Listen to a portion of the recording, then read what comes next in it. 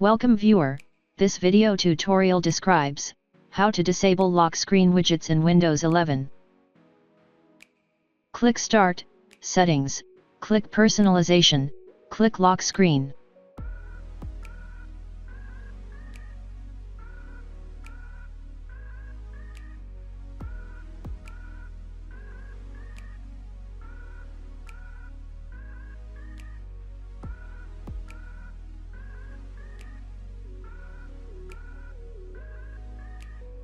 Change to None.